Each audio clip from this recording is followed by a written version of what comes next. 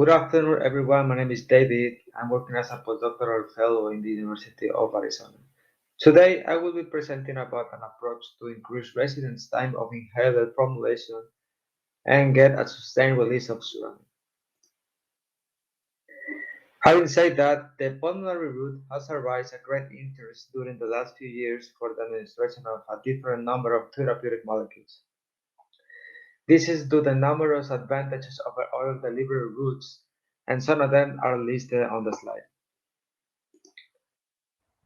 However, in order to achieve prolonged residence time and extend drug release, drug carrying particles that can avoid recognition and uptake by alveolar macrophages is desired.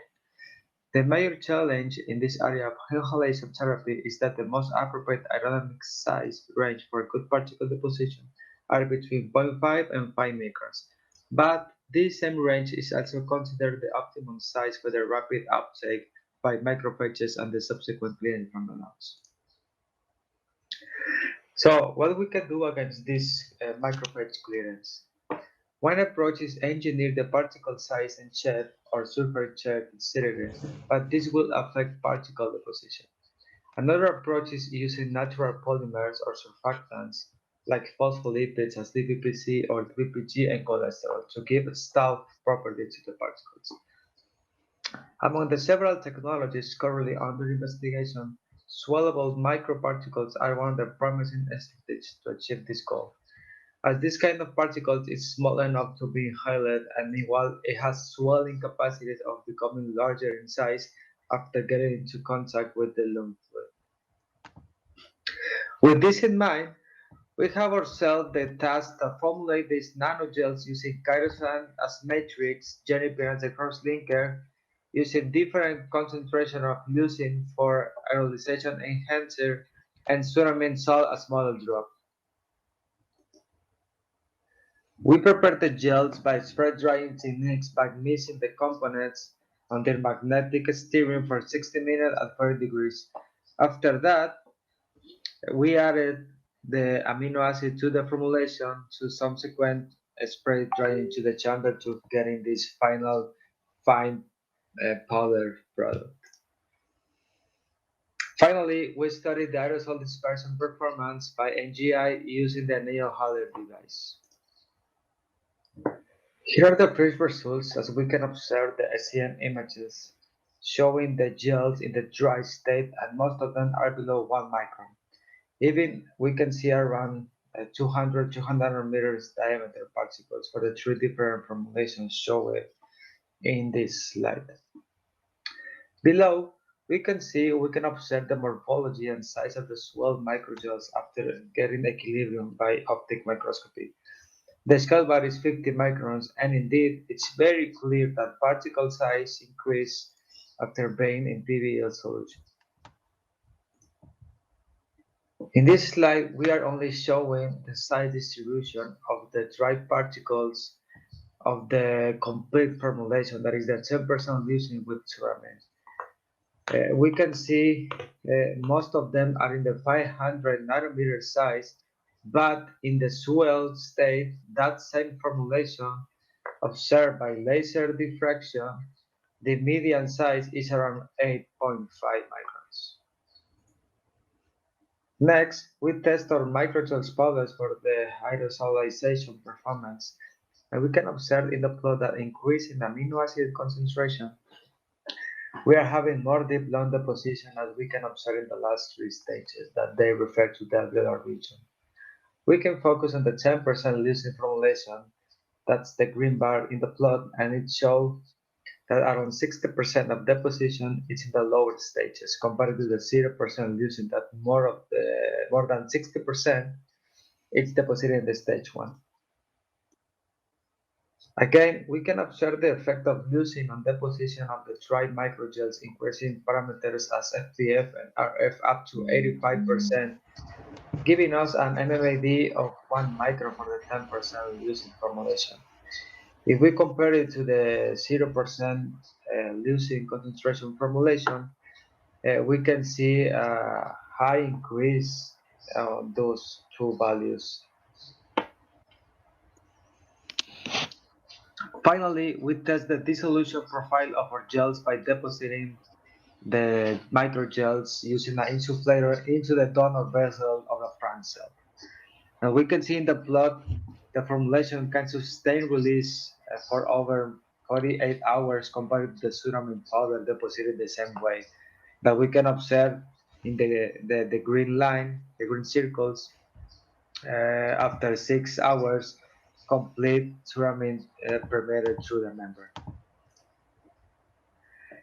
As a conclusion, we can say that looking to the SEM optical microscope images, we are getting particles with swallowable characteristics.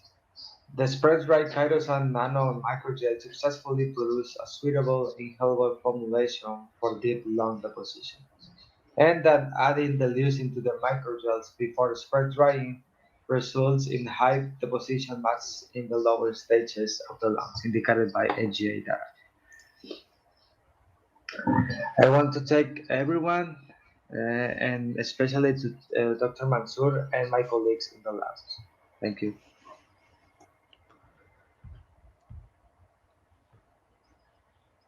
Thank you, David. Nice talk. We have a few questions for you. A first question from me is, do you have an idea of the dynamics of the swelling? You didn't give a time frame by which the liquid is taken up, and how that matches sort of dynamics that a macrophage uptake of particles would occur by. Well, the dynamic, the swelling, it's very fast. I mean, we just put the powder in PBS or any fluid and it will start to increase size. And it reach equilibrium like maybe in 5 minutes. After 5 minutes, there is any increase in size. And the next is trying to see if this size that we got, it's able to avoid macrophage uptake. We don't know yet. We are trying to do that in the next steps or in the future. But right now, we don't know if we will avoid the macrophage uptake in vivo or in vitro.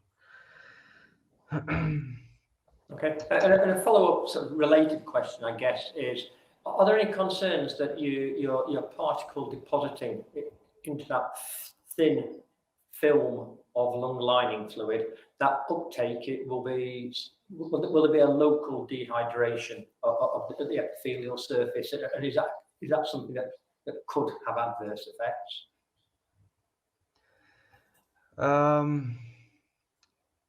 Well, we know that there is fluid in the lungs, but we haven't tried those conditions exactly. We saw that on the front cell, that we know that on the donor vessel, it's an interface air-water, right? But it's in contact with a very small, how you say it, film of water, like we can say that. And we saw that it started to increase size by just being in contact with small part or small film of fluid of water. So I think it will be enough humidity to increase size once it's deposited in the lungs.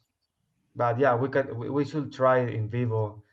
That's definitely, we will do that in the future. Try those in vivo to see if it's enough to increase or swell the particle. Yeah, I think as well as is there sufficient liquid to swell the particle, there's also the effects of that disturbance potentially of the composition of the lining fluid that is in the lung and there to do a variety of jobs physiologically, and that whether the mass of particles you're depositing is well matched, or how that matches the volume of fluid that's available. So I think they're interesting questions for you to follow up on.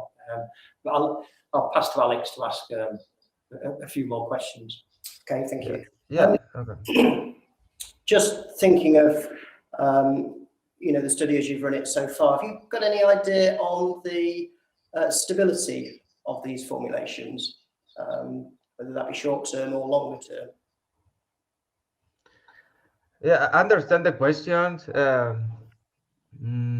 There is only a few articles using microgels for long delivery, and I think it's a very interesting topic right now. And there is not like results for in vivo for this kind of particles.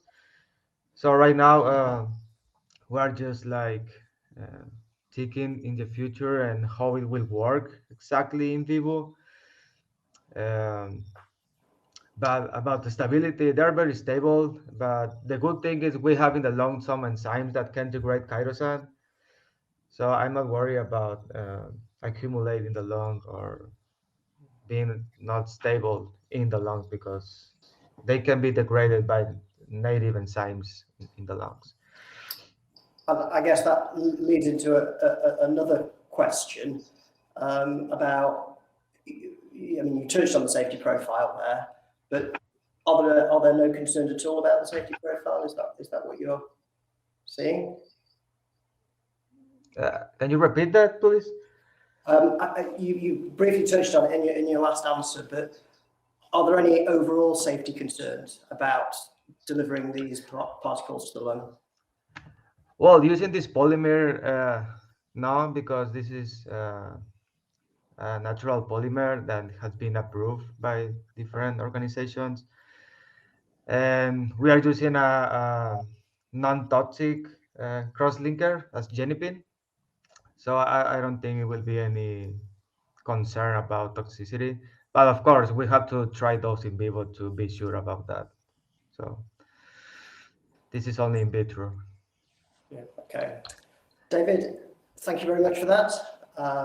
Excellent presentation.